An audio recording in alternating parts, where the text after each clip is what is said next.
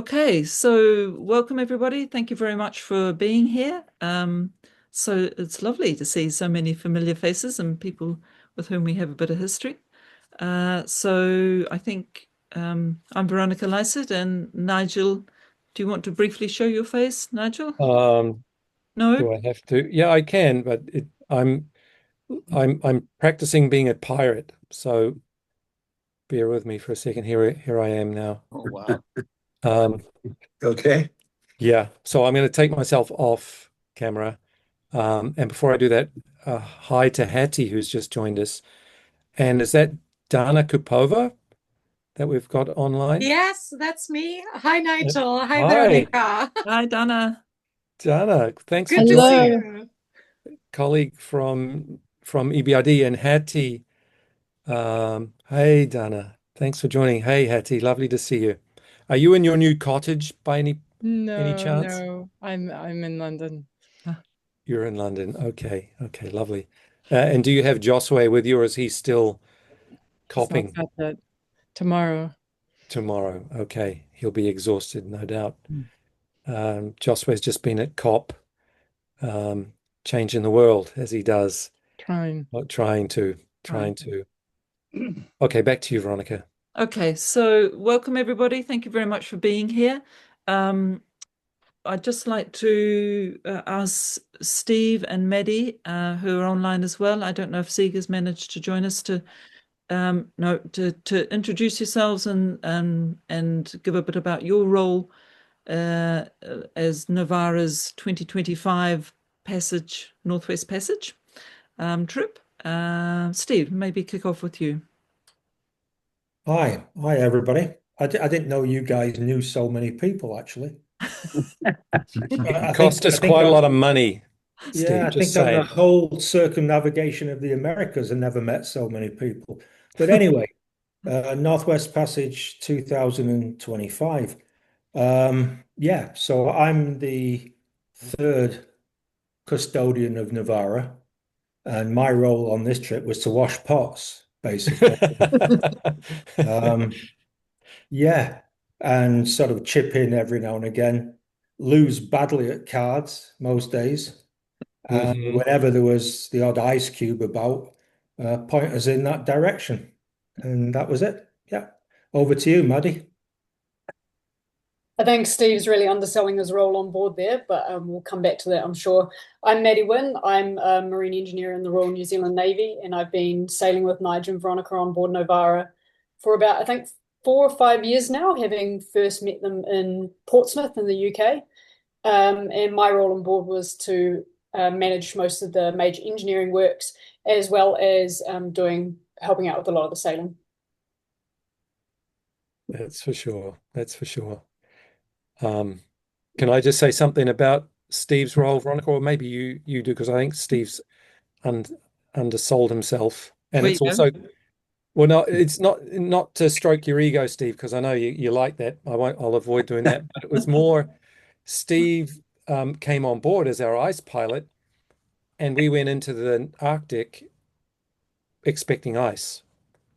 Unfortunately, things are changing in the Arctic, and Steve got really bored, and it was both out of well, a sense of boredom, but also profound, for me at least, profound disappointment and sadness that we didn't have the ice. Um, so just to mention that there's probably more we can say about that as we go through.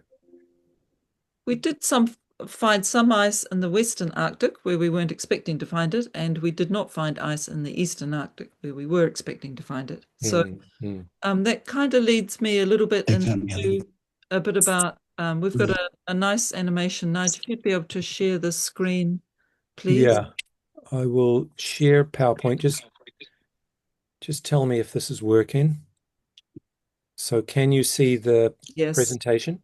Yes, that's it. That's lovely. You can make out the Okay. track of Novara coming from the top to the middle of the screen, and there she is, There she is, courtesy of Maddie and her Maddie. drone flying prowess. Okay, so do you want to go through to this one? Yeah, so for those of you who don't know, Nigel and I left Dover in March 2023, and went north to Shetland, then south to Africa, then crossed to Antigua at the beginning of 2024, and then basically circled the Caribbean, and I'll just mute that. That's our friend Catherine Gregg joining from Boston, I think. Hey, Catherine, you've been muted. And then we went up the east coast of the Americas to Maine, and May in Maine was always our aim. And we've got a short animation that kind of says where we went from May in Maine. So ready to go? Here we go. Here we go. So up to Nova Scotia, Newfoundland, and then crossing across to Greenland to Pamiut. And that in and out is going in and out of glaciers. And there's, and just pause there, please, Nige. So that was, we went up to the, close to the Ilulissat Glacier and across the Vargut, which is the space there between Disco Island and the mainland of Greenland, and then crossing Baffin Bay to Baffin Island, or Davis Strait to Baffin Island, where I celebrated my birthday. Oops. I'm going to do that. This happens all the time. So we'll just play it all the way through. Yeah. Okay. Yeah. Every time I click the stop, I end up going back. There you go. That was our first crossing with everybody on board. So we had 6 of us on board for the Northwest Passage attempt. And just to point out, this is not to scale. Around into Pond Inlet there, up into Lancaster Sound, first polar bear at that point, through the Ballot Strait. And by this stage, Steve, in 2014, do you want to tell us a little bit about the ice conditions in 2014 in the Ballot Strait? Yes, of course. 2014 was quite a difficult year in as much that the ice receded very slowly. And so we were in the Eastern Arctic, the ice had disappeared by the beginning of June, really. Whereas 2014, you couldn't get into Pond Inlet until mid-August, probably late August. And only one of the 7 passage options opened that year. Whereas this year, almost all of the options, I think with the exception, probably one not and one difficult, opened up. The problem was this year was in the Western Arctic. And the reason for that almost certainly was because it had been a very, very mild winter and a very mild spring. And so the first year ice, fast ice, had not really formed and therefore melted away quite quickly in the Eastern Arctic. And the same was true in the Western Arctic. But that actually allowed the multi-year ice from the Arctic Ocean to move its way south. And it was that ice that blocked in the second half of the trip this year. It was that ice that blocked the Amundsen Gulf and the top end of the Dolphin and Union. And it was that ice that kept very close to the Alaskan coast, which is most unusual. Over here. Thank you. So in fact, after we came through the Ballot Strait, we came down, was Victoria Strait, have I got the name correct? Yeah. Yep.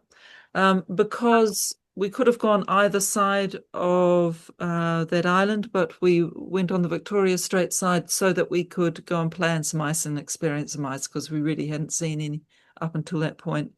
And then we backtracked a little bit to Johaven, which was really good in terms of the One Planet work, because we met with some of the local council people there, and I'm still working with them. So that was good to do. And then we carried on past Jenny Lind Island and to Cambridge Bay, into the Dolphin and Union. And here we ran up north to run away from a storm. Maybe keep going, Nigel. And then got trapped in ice there, got unstuck, took Arctic, and then a long sail across to the Bering Strait. Well, there we are, Chukchi Sea, Bering Strait, Nome, and then down to the Aleutians through False Pass and into Homer. So that was a total of nearly 13,000 kilometers for those who don't deal in nautical miles, or about 6,700 nautical miles. Yep. Yeah, about that. Yeah. That'd be about right. So we thought that for this evening, this morning, depending on your time zone, wherever you are, that we would just simply open the floor up for questions, because we don't know what you would like to discuss, who you'd like to hear from more from. So these are our rough topics. You can see we've got quite a number of topics, so we can talk for quite some time. Just to ask what might be what you're most interested in, and if anybody would like to kick us off with a question, and off we go. We can have questions in the chat as well. May I start with the obvious? What were the Northern Lights like? Oh, there you go. The Northern Lights were beautiful. Maddie, I think this was your shot, wasn't it? Yep. Yeah, that was on my watch. Yeah, sunrise at 2 a.m. And that was, where was that one taken, Maddie? That was after I can't remember if it was just coming into Tuktoyaktuk or if we just left, but I know it was on that northern coast. Yeah. And there was a lot of celestial activity around the time. I think there was a bit of a celestial superstorm gathering. So we knew that we had pretty high chance of seeing the Northern Lights. But they were absolutely spectacular. It was a bit of a combination sunset and sunrise at the same time within a couple of hours of each other. So we had a very light night sky, and then all of a sudden these dancing green and peach coloured lights at 0 to 100 on watch. And what you see on the camera, I know, is not often representative of what you see in real life, but in that case, the colours were really, really clear and the movement was very obvious. So we were very privileged to see that, that's for sure. And I think we got another couple of nights of that. But that was that all? Did we only get about 3 nights all up where we had Northern Lights? Yeah, that was it. we had a lot of daylight, of course, through most of the eastern Arctic, and it was only when we were getting later in the year and heading onto the western section of the trip that we got enough dark to see the Northern Lights. Thank you, Nigel, for asking the question. Let me see if I get back to the front part again. Any other questions? I'm trying to see if there are any things in the chat. So, go ahead.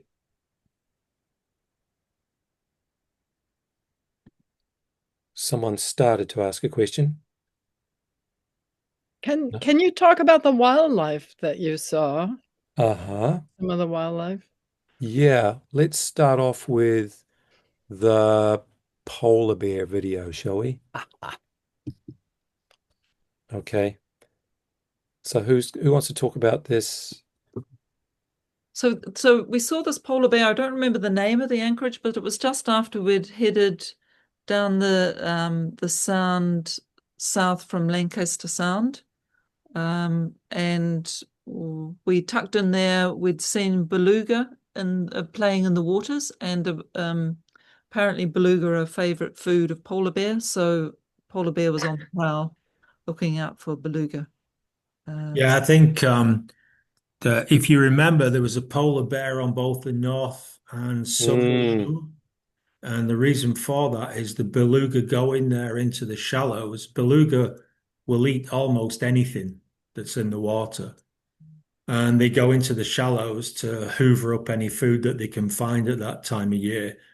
By this time, particularly with so little snow and ice in the eastern Arctic, the polar bears are pretty hungry. You know, they've been devoid of ice since probably the end of May.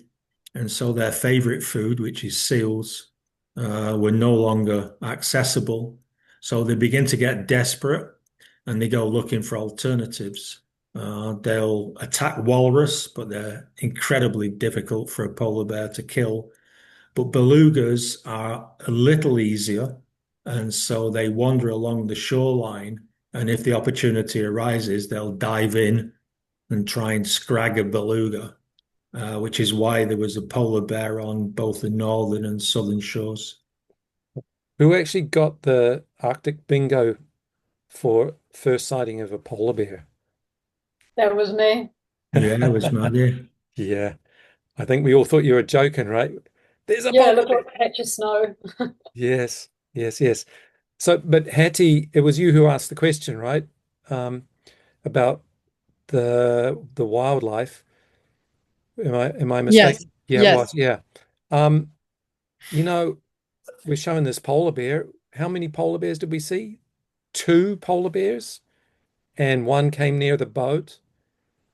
Um, from my perspective, not just the polar bears, but the number of big mammals that we saw was surprisingly low. Yeah. I think again, Nigel, because of the lack of ice in the Eastern Arctic, Mm, in 2014, we saw our first polar bear on the southern end of Baffin Island. And by the time we got to Pond Inlet, we'd seen half a dozen. And you've seen from some of the photos that we took and how close we got to some of the bears. I mean, literally, we drifted up to about 6 or 8 foot away from polar bears on ice floes. We nearly ran one over in Davis Strait. There were significantly fewer bears and wildlife in general, to be honest. A lot fewer seals as well. How Um, about birds? yeah, oh, that's Ed. Hi, Ed. Hi. Hi. I'm just curious up there with what kind of birds did you see? Talking so loud. You're yelling. Well, we didn't see many birds. And there were birds. There were the snow goose, is that right? That we saw. Um, the biggest flock of birds that I recall was heading towards Cambridge Bay, and about 50 birds in the water. Half of them were dead, floating in the water, mhm, like a bird flu had got to them. Do you remember that? Was it yeah, was it on the way to Cambridge Bay? yeah. Yeah. I mean, it was shocking. We were just going through this flock of birds that we, from a distance looked okay, but yeah, it was um it's pretty sobering. What Yeah, other birds? Yeah. even on the Greenland side, Nigel, Yeah. we saw very few birds until Yeah. we got up as far as Ilulissat, really. And really surprising because, harking back again to 2014, we went up the Baffin Island side and we saw thousands and thousands of birds all the way up the coast. Hmm. Even when we crossed to Baffin Island this year, we saw hardly any birds at all. Hardly anything. And So I can't explain why. I haven't seen things together since. Hmm. Hmm. We have a question, Veronica, or do you want to carry on this thing about the wildlife? No, Hattie, do you any other? Well, we did see another polar bear night, so let's go through to the next shot of the polar bear because that's quite fascinating. Oh There's yeah, a story to go our through that. it was in this location, and that's our National Geographic photo from Tamara Klink, who, by the way, I've approached her about credits for this, and she hasn't responded yet. But this is pretty iconic of our adventure, I think. Novara. So, Yeah, so what happened is we'd got was taken in Fort Ross, Fort Ross, which is this here. and there were four boats at anchor in Fort Ross on that particular evening, and two of them had sugar scoops, transoms, and so this polar bear got on to one of them, and they had some little explosives that were there to scare away the polar bear. So the polar bear dove back into the water, and then it got on Tamara's boat, and she started her engine to scare away the polar bear, and then it came over to Novara to see if it could get on Novara. Fortunately, it didn't get on Novara, and we had arrived about 2 a.m., so we were all a bit tired and we were all gone to bed, and we had no idea that the polar bear was as close to us until the next morning because we'd turned off the radio. So when people were trying to contact us to say there's a polar bear trying to climb on Novara, we had no idea. Yeah, what was interesting that the bear actually, in climbing on Tamara's sugar scoop and into the cockpit, sort of ripped her life Yeah, raft. pretty much. No side effects of anything? Throat, nose, stomach, intestine? Hang on a sec. You're Oops. Talking to me? hang on a second. We've just got I'll just mute that. Okay, that's muted there. Can you still see the presentation, by the way? Yeah. Yeah, you can. Okay, cool. Okay, we've got some Steve, do you other, want to say that again about yeah. Tamara? Steve, were you Oh saying yeah. something? So just there's another photo from Tamara that she's got on one of her social media channels that shows the damage to her life raft, which is actually strapped down on the sugar scoop, and the bear, possibly smelling food of some description in the life raft, has torn the life raft outer cover with its claws. It's another really good shot. Yeah, yeah. Veronica, we've got a couple of questions on the chat. Well, first of all, Maddie just confirmed that it was Batty Bay Yeah. that Yeah, we, yep, we left London 3 days prior. yep. Yep. And we'd just come around from Lancaster Sound, hadn't we, into Batty Bay? And Lancaster Sound was our most northern point on the trip. Do you recall the latitude we got to? Was it like 74 degrees? Is that about It right? was something like 73.53 or something like that, or 70, yeah, very close to 74. Yes. Yes. Yes. Yeah. Okay. So we've got some questions here. One from Tom. I guess Tom, you're calling from DC. He's got a question here about did we interact with any of the Inuit indigenous folks living up there at all? Who wants to? Maybe Veronica, do you want to? So Tom, we did, but not as much as we'd like, and I think Bob Shepton had told us about this before we left, that the Inuit are fairly self-contained, and we didn't we approached a couple of communities about doing some One Planet work with them, but in the end we only worked with one community, which was in Joe Haven. Going to add, Sorry, did somebody ask a follow-up question? No, I think I've just muted. Okay. So our interaction with the Indigenous was quite light, I would say. We had a number of Inuit come on board in Pond Inlet, where the local radio station said that we were in town. So we had about 5 people come on board and join us on Novara then. And we spoke to a number of people, and a couple of guys in Joe Haven, but so they were the guys that we spoke to in Joe. Yeah, I'm trying to get back to the here we go. I'll go back and show you the pond inlet. Here we go. Oops. Okay. That one. Okay, there's pond inlet. And these are the people who came on board.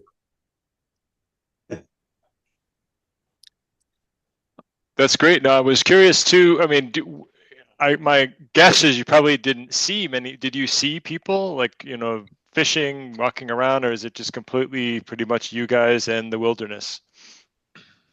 No, we saw people quite a lot, and particularly in Greenland.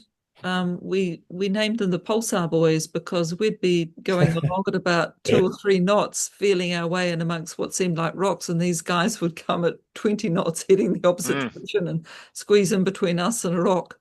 Yeah, I mean, boats are like a car for them, right? That's how they get around. There's no connections to roads that go anywhere, so um, that's their main mode of transport. And the interactions that we had in Greenland were lovely. We went to Nigel and I had the privilege of going to the home of a couple of local Inuits, and where else did we have good interactions, guys? Well, Maddie? I'm remembering that time, Maddie, when we were going to go into the near the wreck of Oh the yeah. Endurance, was it? No, not the Endurance, but whatever The the ship Erebus and was in Tudor. It's Terror in Terra. Tampa Yeah, Bay. yeah, Maddie. Yeah, so we were just around the corner from Terra Bay, and I think it was the McClintock Islands. Yes, And we'd come around and we'd gone to anchor, and then a couple of powerboats came up and came alongside us, and they were the local guardians of the Terra site. So local Inuit who were employed to basically manage that site, and they just told us that Terra Bay was closed to all vessel access. But then, yeah, we invited them on board, had a lovely chat about how they managed the area, and just like they were off to their hunting. I think it was a hunting camp, wasn't it? And they were pretty that's interested right. in Yeah, seals and the geese and whatever else they can. I think they had about 8 rifles strapped to the front of each boat, so they're definitely on a mission. it was somewhere around here, wasn't it? Yeah, Yeah, on exactly that there, weekend. Nige. Yeah, The Inuit of Joehaven are the guardians of both of the wrecks from the Franklin expedition. So both Terra and Erebus. And we were slightly west from the plan was to go into Terror Bay, but they came and told us that it was out of bounds in its entirety, and so we went from the anchorage Franklin across to Joe Haven. right. And that, I mean, they were. I remember seeing them. First of all, we were flying the drone, and we got a from the drone. You could see these vessels approaching us at great speed. I was going, oh God, here we go. They're going to tell us that we're in the wrong place or something because we knew we were close. But they were super friendly and really curious, weren't they? Mm. Um, and yeah, as Maddie said, they were out for hunting. We had several. Remember, we were going up Baffin Island, and some locals radioed us, and they're like, "Hey, big sailing boat, are you there? Are you there?" And we said, "Yes, yes, we're here." And they said, "Have you seen any whales? We're looking to kill some whales." So we're like, "Nah." So so say go ahead. Oh, okay. Um, yeah. So we did have some of them looking for hunting. I think on the same thing, Nige, I think the other interaction was the guy that you bought the drone off in Pond Inlet. Oh yeah. And what was interesting about that was the way that they were now using drones to hunt wildlife. Hmm. So they've gone from, sort of flimsy canoes and harpoons to, um, you know, uh, tinnies with outboard engines and high-powered rifles, and they're now hunting polar bears and walrus, etc., with drones. So they don't even have to, they don't have to stalk them. They don't have to track them down anymore. They know where they are. And, we talked earlier about the lack of wildlife. And I wonder in the 11 years since I was last there, whether this new technology has had a major impact on the amount of wildlife that's up there. That together with climate change, habitat loss, etc., etc. Yeah. Do they have quotas up there, or is it a free for all? They're supposed to have quotas, Judy, but it's the back of beyond. And there are police up there. There's the Royal Canadian Mounted Police up there. There are immigration officers, etc. But like, there's two of them over to cover a very large area.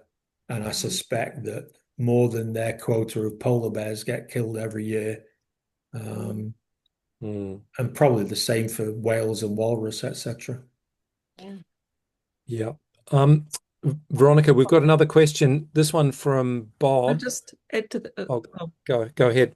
Well, we just had in Pond Inlet. Do you remember there were the remains of a whale? Narwhal. Narwhal. No, there were two walrus Oh, were they?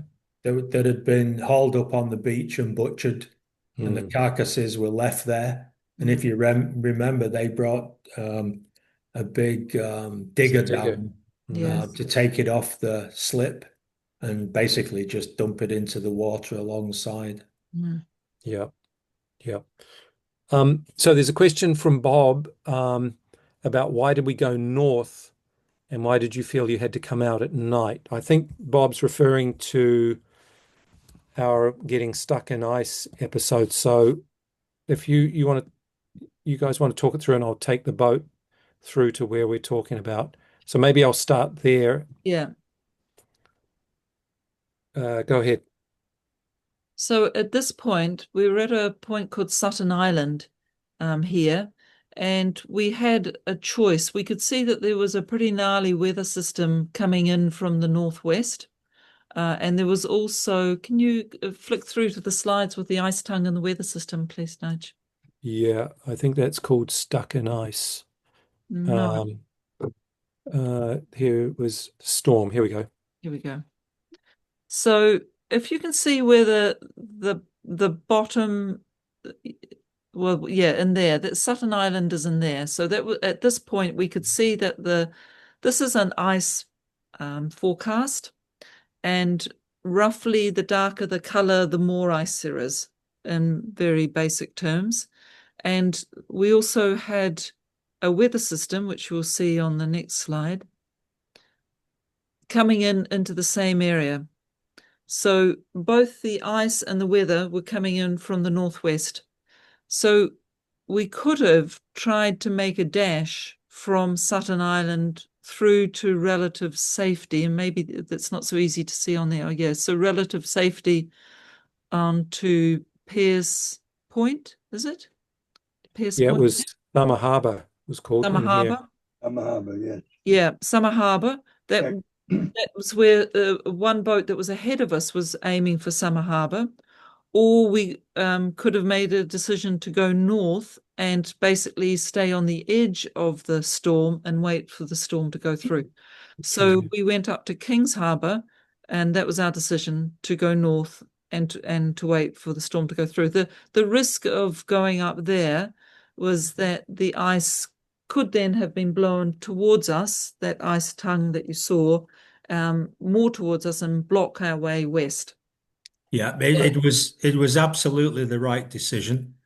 It meant that you had to cover quite a lot more miles, but the way the storm tracked meant that Tracked south. it tracked the south of where you were. You were north of the storm. Even at Anchorage, the winds weren't so great, and it actually gave you a narrower ice tongue to go through, to break through to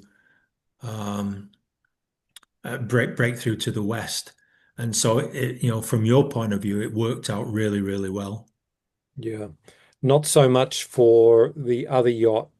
Maddie, do you want to recount the story of was it Turnstone? Yeah, Turnstone. Yeah. So they sought shelter in Summer Harbour, and I think by looking at the predict wind forecast or whatever forecasting models they had, it looked like a pretty safe and sheltered location. But with the movement of the ice, what happened is they went and they picked up a mooring ball, didn't they? Yeah, so they managed to find a mooring ball, which was pretty rare out there.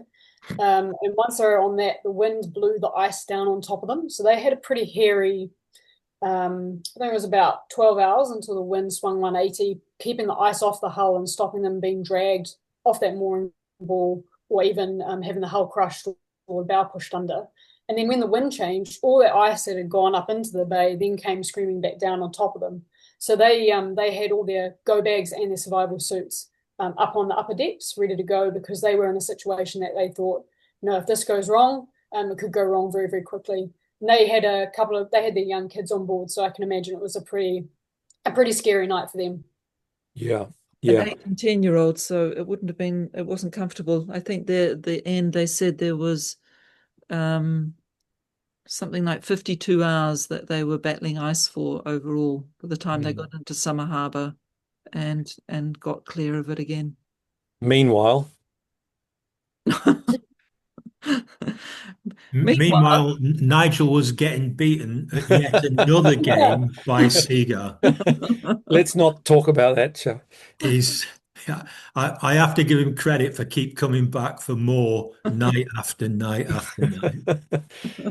I played, was it 10 games and got beaten in 10 games of that bloody thing. Never playing it again. I So there don't was even recognize it. What is the game? It looks sort of futuristic. Terraforming Terraform Mars. Mars. Somebody was asking about, here we are, a little bit about getting stuck in ice, Tim, and any photos of the ice from Edward. Oh, yeah. We can do the ice. So if I go back here, that was our main casualty. Maddie, was it you who found the wind instrument? Yeah, so I think it was as we were coming into the harbour, we lost all our wind indication. And then when we had a bit of daylight, got the binoculars up and saw the wind instruments hanging from the mast. Obviously, not an opportunity to go up and refix them when we had that storm coming. So we just had to wait. And then the next morning, I heard a massive crash on one of the windows and they'd detached themselves and fallen. So that was the end of any wind information we had from the boat for the rest of the trip. So, there we go. Speaking of Maddie, that was our passage heading out of the harbour. And Bob, we didn't leave at dark, although we did get stuck in ice at dark, and we'll come to that. Maddie, do you want to cover this one? Yeah, I think, was that when we left King's Yeah, this was Harbour? leaving King's Harbour. Leaving King's Harbour. Yeah. Yeah, so the snow started to come in, I think, just after that wind changed, and it was almost impossible to go out on the upper decks and have your eyes open. It was coming in completely horizontally, quite heavy, sharp sleet, and then onto snow. And then, yeah, it gets really cold. I mean, the temperatures were pretty decent for most of the trip, hovering between, I think, 0 and 10 degrees Celsius. But as soon as that snow and horizontal wind came in, it drops really, really quickly. I think we got down to what, -5, -8, especially overnight. So ski goggles, I think I used them for a couple of watches, but were pretty key to keeping a watch out. And this is us approaching ice. And then Veronica, over to you. Okay, so after we left King's Harbour, we were then heading towards that ice tongue that was coming down from the northwest to the southeast. And on Steve unfortunately wasn't with us when we started hitting these major bits of ice, but there were a couple of, I could hear his words ringing in my ears, which were never go so fast that you're not afraid to hit whatever is in front of you. So pretty much just dodging these little bits of ice here. This is our very first kind of encounter with the very edges of the ice tongue, isn't it? Yeah. And then here's where we start to get into it. Okay, over to you again. Well, I think this is Seager.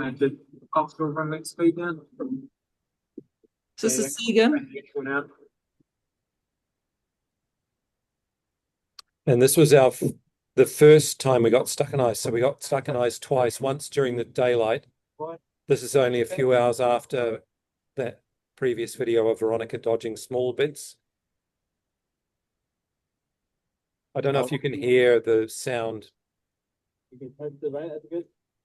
So how long did the ice tongue extend for? Like, what was how much over there was it? So, hey, Dave. Hey. Hey, Veronica, did you hear the question? yes, and I don't know the actual distance. It was pretty much from one side of the Munston Gulf to the other. Anybody got a guess on that mileage would be 20-ish miles? Oh, wow. Yeah, it was, we came down Maddie, do you recall? I think we hit it about, let's say, midday from the next day out, and then wasn't till about 5 p.m. we started to be able to head north once we'd got around the bottom of it. Would that be right? Yeah. Yeah, I think so. That 20 miles, I think, is pretty accurate because that's sort of the length of Cape Parry, which was where we were trying to get through at the time towards Leyte Harbour. And at this point, I think we were trying to go as far south and around that tongue as possible. And then we just got to a point where we had to keep going west if we wanted to make that safe harbour before nightfall. And that's how we found ourselves in this sort of denser than expected ice that had been compacted by the winds that were coming up. Amazing. I think a couple of comments really. We'd played around. I mean, we'd gone into the Franklin in the Eastern Arctic specifically to play with ice and to try and get everybody up to speed with regards to, what Novara can and can't go through. But we probably only had 3/10 at best, and we had that in fading light. Once you got into the Dolphin and Union and was trying to cut across the Amundsen, the problem was that the wind, the northwesterlies had blown the wind down. And not only was it first year ice, but there was areas of multi-year ice and much denser, much more difficult to break through. In reality, as long as you go slow enough, Novara can break through that stuff. And so, 4/10, 5/10, I've been twice in 7/10 ice with Novara, but you need to be able to see what you're doing, and you could there. But I suspect you're going to talk about going into it in the dark, and that's a different ball game altogether. What has this really sharp tip, and then you throw it at the whale and stab it, and then. So where we got stuck in ice was, I mean, there are fair comments there, Stephen, and we were trying to get around that edge of the. Can you put up the Siku slide, please, Lo? Yeah, so you can see this is a satellite image. Siku is essentially the Inuit indigenous mapping, real-time mapping of what's happening in the conditions, ice conditions. So it's another source of information as to what was happening with that ice tongue. And you can see it kind of peters out. Where the little blue dot is where Novara is. And we thought that we would be able to get up around the edge of it. But we came a little bit too close into the coast. And so we were following around the edge of it with the ice being on our starboard for most of the time. And then Nigel and I were on watch, and it was about 3-ish in the morning, I'm guessing. And we thought we could see a lead through to clear water on the other side. And we said, okay, well, let's just nudge our way in here and see if we can break through it. And we went to break through it and we couldn't. And so we thought, right, this is not a good idea. So we unfortunately, we ignored Steve's good advice, which was don't go into the ice at night. And we then tried to turn around, and the ice had blown in behind us. So then we had real difficulty turning around. So this is the video of what happened there. And luckily, Maddie had I have to go onto the Wi-Fi. Maddie had the wherewithal to get the camera out while we were in the middle of this kind of challenging ice situation. So I'm just going to play you something on YouTube if you'd like to see it. Here it goes here. Can you see this? We've got a static. We haven't got the video, Nige. You can see it or not? No. No? Okay. So we had another boat with us, just while you're getting that ready. We had another boat that was following us because we were able to just clear a little bit of a path, and they were a wooden boat. And the 6 young men on board, where were they from? From Norway? Norwegians, yeah, I think. Yeah, Norwegians. Um, they were good fun. And they were following us at one point, and then when we put our nose into this ice and realized pretty quickly we'd made a mistake and went to turn around. Yeah, we just had a practice on the. So this is Maddie's footage. Rick, Brazil. Can I check? Can you hear the audio or just see the video? We can hear the audio. Yeah, we just had a practice on the crop. Yeah. In the rudder. Yeah. Zagia, Ohio, and Clearwater, are they? That's the Norwegians, the Aggie, Ohio. This looks pretty nice and thin out here. Yeah. Yeah. This looks thin. Okay, have you got space to stand here now, Nigel? So you can hear Seeger and was on little headphones with Nigel on the helm.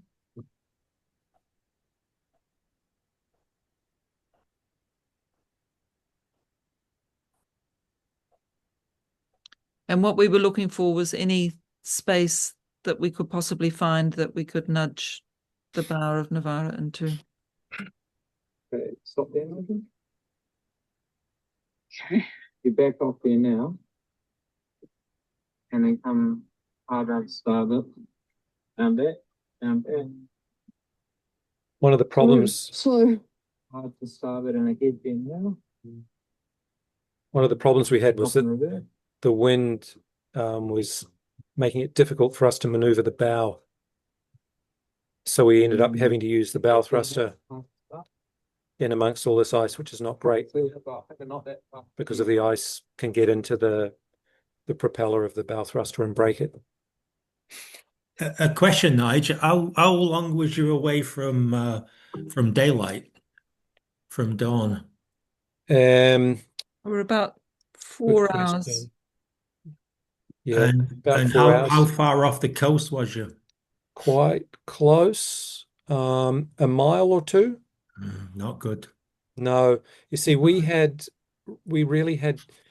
Okay, so we'd broken the cardinal rule that you'd told us, which was don't go through ice at night. That was clear. We'd also, though, gone close to shore, expecting that ice won't get close to shore because it gets shallower and then the ice gets stuck. But that didn't happen. And what was happening, we had a prevailing wind blowing ice towards the shore and basically pushing us and the ice towards the shore. And that's where we were stuck. Had we stayed there overnight, we would have gone closer to shore, I guess. Maddie, any thoughts on this? Yeah, I think it was a pretty unideal situation all around. And I really have to commend the Argo Ohio team who were waiting out in clear water. They had a wooden hull with a fiberglass overlay, so they were very, very cautious about where they were. And they were waiting out in the clear water, and they put their dinghy in and tried to give us a searchlight to guide us into clear water.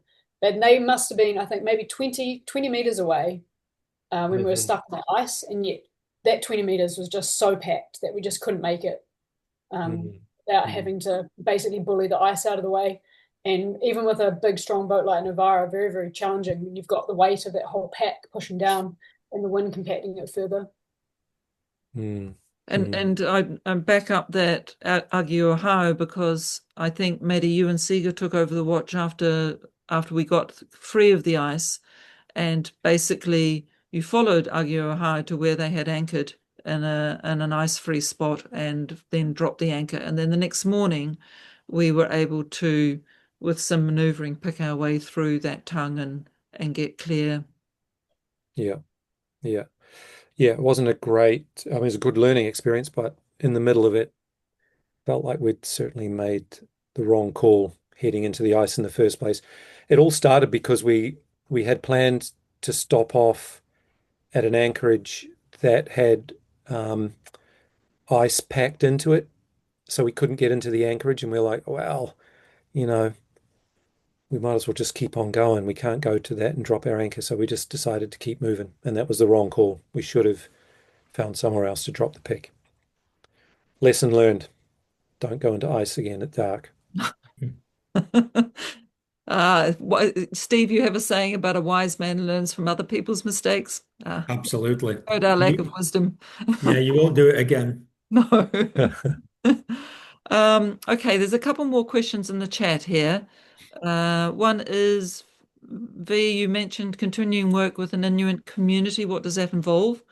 So that was from Judy. So what that involves is ongoing coaching work with two members of the Joe Haven Council, not specifically related to climate change, but to be honest, everything in Joe Haven is related to climate change.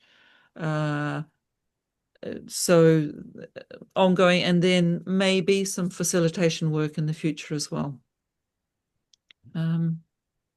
Veronica, there's a question there, unless Judy wants to follow up on the work you're doing. No, there's a question. I was just interested in what you'd crafted with them. That was all, and how it was ongoing. I would assume it's all online. Yes, all online. In fact, a funny story, or not so funny story, from the community that from Joe Haven, from the woman I'm working with in Joe Haven, is that they tried to have a gathering of all the local mayors recently, and after 3 attempts over a week, nobody could make it because of the fog, and so no flights could make it in. The guest speaker made it into this meeting, a physical meeting, and it took them 7 days to get out. And the hotel, which was fully booked, had got all the food supplies in for this group of people for a week, and that all went to waste. And so it was a really it brought home to me the ongoing challenges of being in that condition, in that place.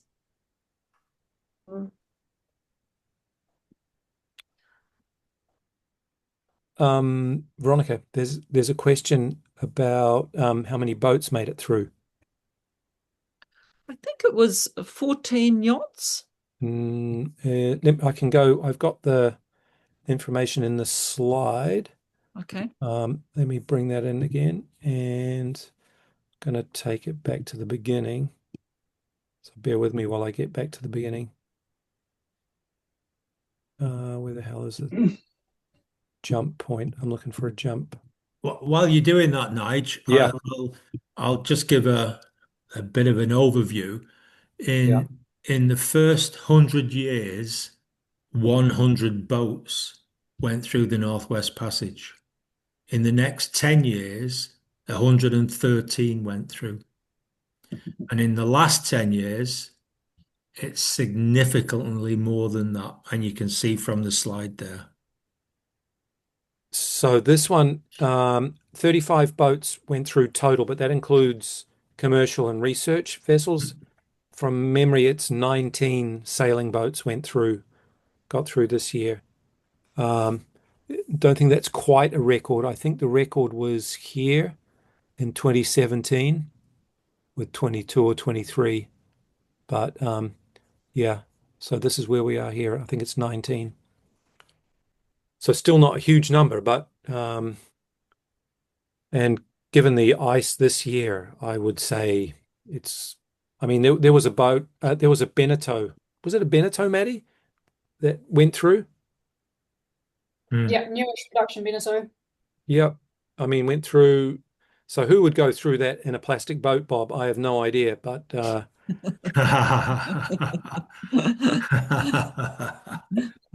the only boat I had. Yeah, not only that, Nige, but he was daft enough to go through twice. So he went through once forwards and once backwards, did he? Aye, well, it was cheaper than going down to the Panama. It was cheaper than flying home, Bob. So for those of you who don't know Bob Shepton, he has sailed in Greenland and Arctic waters for too long, too many decades, and has transited the Northwest Passage twice. Is that right, Bob? Yes, that's enough. That's enough. Once each way. Okay, how are we going in terms? One way. What's that? Once one way. Once one way, twice one ways, two ways. Any other questions there? I can't see the questions anymore. Yeah, just a question about that wrap-up slide. Go ahead.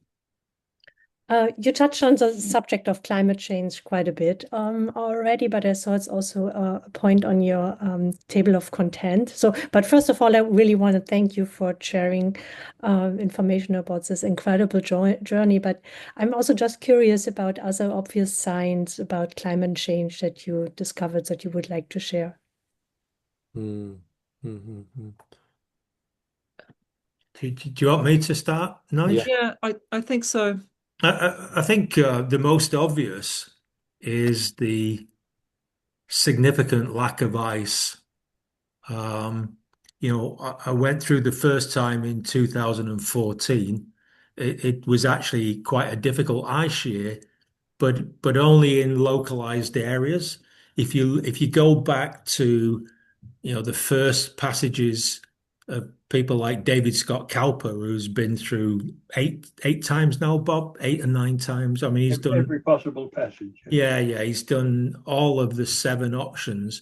If you look at some of the images from the early years of his transits, you can see just the amount of ice and the amount of multi-year ice. The difference between 2014 and 2015, in my experience, was significant. It was almost unbelievable how little ice there was in the Eastern Arctic. And as I've already said, the reason that there was this area of ice in the Western Arctic is almost certainly due to a very, very mild winter and a very, very mild spring. So that the first year ice, the fast year ice, didn't form, and it allowed the multi-year ice from the Arctic Ocean to move south. What that does is impact directly on the wildlife. So, polar bears, there's no ice for the polar bears to haul out on. There's no ice for the seals to give birth on. There's no ice for the walrus to haul out on and bring up their pups, and so on and so forth.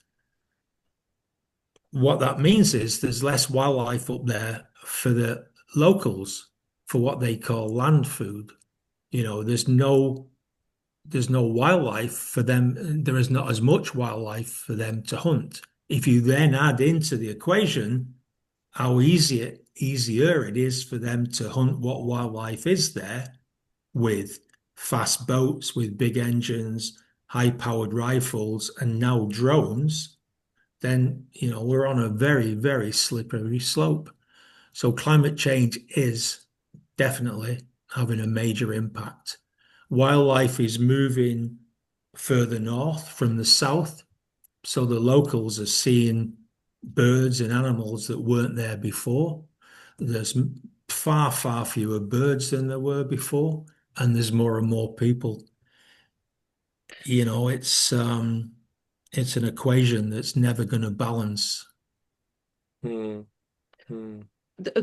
Just to back you up on that, Steve, when we were in Cambridge Bay, we went to CHARS, which is the Canadian High Arctic Research Centre, and they have a quote on the wall there that says that the Inuit were talking about climate change a decade before the scientists recognized it as a phenomenon. Yeah. So, and in part, Veronica, because the Arctic, like Antarctica, is the canary in the coal mine.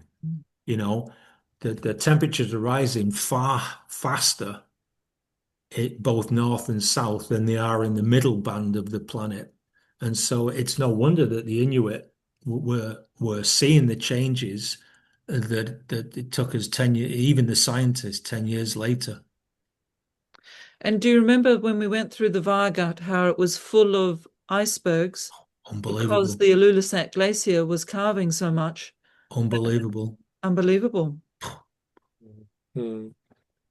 From another element in terms of human impact, I noticed that a lot of the buildings which have been built on permafrost are now suffering, and they've now started to build them on what looks like kind of jack legs. A lot of the new builds are on like steel poles that they can raise and change the building level. I don't know for sure if that's the case, but it looked like that was what it was for. And I know that there's an incredible amount of thawing of the permafrost that those communities live in. Anything else, Maddie? You want to add anything else? No, I think you've covered it. Yeah. They say that climate compounded risk in terms of weather systems is also likely to mean that weather systems are more extreme. Now, whether the storm that we encountered was a climate compounded storm or not, I don't know, but the locals all said that that storm that we had to divert because of was the biggest storm in, help me here, 20, 40 years, something 40. like that. 40 years. Yeah. I think, Maddie, you went for a walk in Ilukaktuk the day after the storm or during the storm. And what the locals saying there?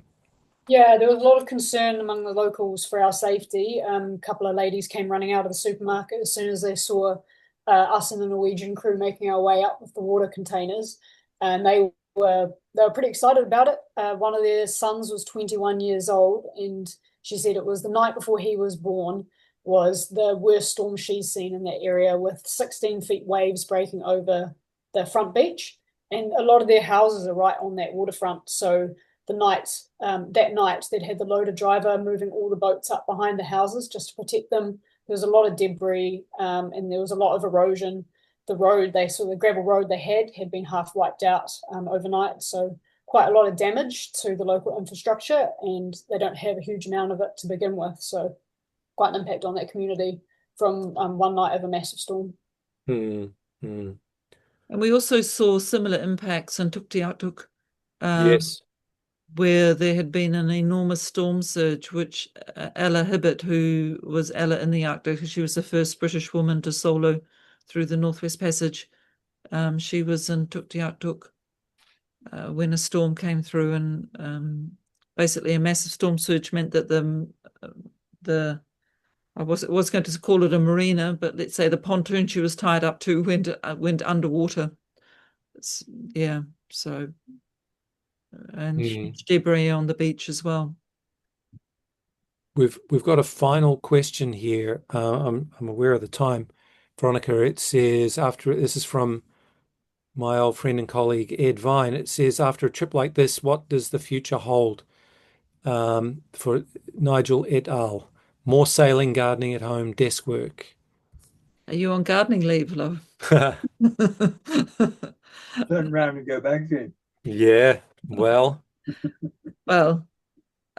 So we are heading back in April for a May relaunch of Novara, and we hope just to have a pretty relaxed year sailing south. We're not sure how far south we'll get yet, but at least as far as Vancouver, maybe as far as Mexico. Who knows? Nigel, do you want to add to that? Yeah, I mean, look, our long-term plan was always to sail to New Zealand. Unfortunately, and we blame Steve for this, we've been bitten by the ice bug. And Veronica and I have been talking just informally about how cool would it be to go through the Northeast Passage. So will it happen? Who knows? But certainly that's not the way to go. The way to go is to keep going south, and I'll join you in Ushuaia and we'll go to Antarctica. There you go. So Novara really proved her worth and her strength in the cold places. She was right at home. She was built for that kind of place. And we've spent 15 months in the tropics with Novara. That was not great. She was not really set up for that kind of sailing. But in the cold places, she's perfect. That's where she belongs. So I hope we can get her back to the cold places again. Anything else there, Veronica, you want to add? No, that's so basically we at some point over the next year we have a decision to make. If we sit at we either turn right and go to New Zealand, turn left and go through the Panama Canal, or head south down to Patagonia, or turn around and head north and go through the Northern Sea route. Who knows yet? Who knows? We'll But figure that out when we get there. We've got a comment from Gerardo who's saying crossing from Patagonia to New Zealand over Antarctica. We've come and visit you, Gerardo. He's in Santiago, Chile. That would be lovely. Yeah, we have some good wine here. Oh, well, there we go. Fantastic. Fantastic. Brilliant. Well, thank you everybody for joining us. It's really been really a treat to have everybody here and being engaged and asking questions. It's been wonderful. Thanks, everyone. Okay, thank you. Thank you. Thank you. And stay in touch. And if you have any other questions, feel free to send them to us anytime. Always happy to talk about this sort of stuff. Yeah, good to see you Thank again, you. guys. Thank you. Good to see you. Put us on your mailing list for the next trip. Haha. Will do, Ed. Will do. Thank you so much. Okay.